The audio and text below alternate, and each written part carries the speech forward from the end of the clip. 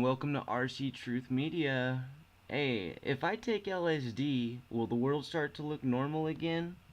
Probably not. Okay. It's probably gonna actually start to look crazy, weird. You're gonna start to see a bunch of shapes and colors, and maybe some people coming at you. I don't know if you've seen the movie The Ring where the girl pops out of the TV, but something like that might happen to you. Your face might start melting in the mirror, and you might actually die. Okay, you might have a heart attack or something like that. So I'm not trying to tell you to go out and take some hallucinogenics right after this video.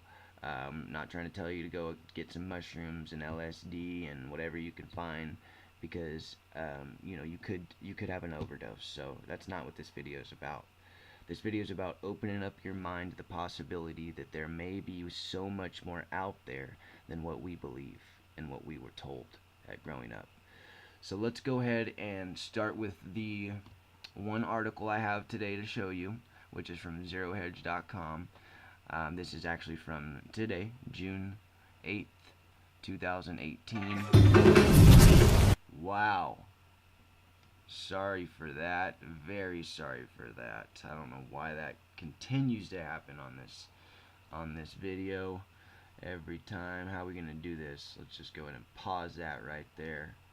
Okay, let's start reading this. The political significance of LSD, what you're not being told. The shift in consciousness brought about by psychedelics could help to dissolve our fear of the other. Microdosing on psychedelic substances like LSD, ingesting just enough to heighten cognitive faculties, enhance creativity, improve concentration, and alleviate depression, is currently back in vogue among people not normally associated with anything remotely countercultural in the USA. The term psychedelic was coined in 1958 by British psychiatrist Humphrey Osmond and is derived from the Greek word psyche, soul, mind, and dalian, which means to manifest, hence soul manifesting. The implication being that psychedelics can access the soul and develop unused potentials in the human mind. It's a contention that's gaining increased acceptance in mainstream universities. New York University, for example, is hosting clinical trials using psilocybin to treat alcohol addiction. The Multidisciplinary Association for Psychedelic Studies has been at the forefront of research in treating patients suffering from chronic treatment resistant PTSD, which is post traumatic stress disorder, with MDMA, which is commonly known as ecstasy. The Food and Drug Administration recently designated its MDMA assisted psychotherapy project as a breakthrough therapy. Apart from MDMA, MAPS also advocates the use of ayahuasca, ibogaine, and medical marijuana for a variety of conditions ranging from bipolar syndrome and drug addiction to autism-related disorders, ADHD, and clinical depression. The therapeutic use of psychedelics isn't new. Between 1953 and 1973, the U.S. federal government funded over 100 studies on LSD, with more than 1,700 subjects participating. Psychedelics were tested on convicts, substance abusers, people suffering from chronic depression and obsessive compulsive disorder, schizophrenics, and terminal cancer patients. LSD was also tested on artists and scientists to explore its effects on creativity, and on divinity students to examine spirituality from a neuroscientific perspective. The empirical data gathered from these tests was largely positive. LSD truly was an acid, dissolving almost everything which it came into contact, beginning with the hierarchies of the mind, and going on from there to society's various structures of authority, says author Michael Pollan in his book How to Change Your Mind, The New Science of Psychedelics. And that's what makes this subject socially and politically interesting. It is curious to me that what I see is the two greatest threats, which is environmental crisis and political tribalism. These drugs directly address both those mindsets, Poland told The Guardian in a recent interview. They undermine our tendency to objectify nature, to think of ourselves as separate from it. They undermine tribalism, and that people tend to emerge from these experiences thinking that we are all more alike, all more connected. If this is true, then those of us committed to social transformation must start to take the use of psychedelics much more seriously. But what's the actual or potential connection between LSD and politics? It was a Swiss chemist called Albert Hofmann who discovered the drug by accident in 1938. While conducting research on another pharmaceutical compound, he absorbed the drug through his skin and staggered home to lie down on his sofa, where in a dreamlike state, with eyes closed, he wrote later, I perceived an uninterrupted stream of fantastic pictures, extraordinary shapes with intense kaleidoscopic play of colors. Hoffman felt he had been given the keys to unlocking the mysteries of the universe, the mystical experience of a deeper, comprehensive reality. A few decades later, in August of 1960, Timothy Leary, a clinical psychologist from Harvard University, traveled to Cuernavaca in Mexico and ingested psilocybin, magic mushrooms, for the first time, an experience that radically altered the course of his life. In 1965, Leary commented that he had learned more about his brain and its possibilities and more about psychology in 5 hours after taking these mushrooms than in the preceding 15 years of studying and doing research in psychology. Leary became a lifelong evangelist for the therapeutic benefits of psychedelics. Theoretical physicist Carlos Rovelli, author of The Order of the Time, says his romance with quantum theory and the mysteries of space-time continuum were sparked by his LSD trips as a student radical at the University of Bologna. It was an extraordinary strong experience that touched me almost intellectually, he told The Guardian. Among the strange phenomena was the sense of time stopping. These things were happening in my mind, but the clock was not going ahead. The flow of time was not passing anymore. It was a total subversion of the structure of reality. How do I know that how do I know that that usual perception is right and this is wrong?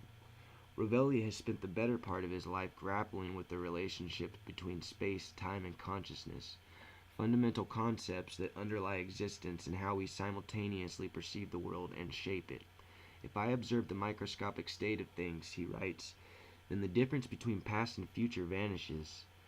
In the elementary grammar of things, there is no distinction between cause and effect. The concept of time, he says, has lost layers one after another, piece by piece. We are left with an empty, windswept landscape almost devoid of all trace of temporality. A world stripped to its essence, glittering with an arid and troubling beauty. Large parts of the world are being polarized at a rate rarely seen before, helped in no small measure by social media, filter bubbles, and algorithms that divide people sharply along the lines of nationality or ideology. Their underlying human connections render increasingly irrelevant. Perhaps such deep hatred and suspicion of other was always there, but now it has taken center stage and is being used as a potent election strategy by populist and hyper-nationalist leaders the world over. Like herds of cattle, large numbers of people are being programmed and developed as pawns for a larger agenda. Therefore, perhaps real change begins with rewiring our perceptual framework. Psychedelic substances have been ingested sacramentally by indigenous cultures to achieve this goal since the dawn of time, and now they're being validated by the scientific and medical communities. The shifts in consciousness that can be brought about by psychedelics can help in dissolving the man-made boundaries or fear of the other that are implanted in our collective psyche. Why Silicon Valley biohackers microdosing on LSD to enhance their workplace perform may not be looking to bring about tectonic shifts in collective consciousness. There's no reason to restrict the use of psychedelics to these groups and purposes.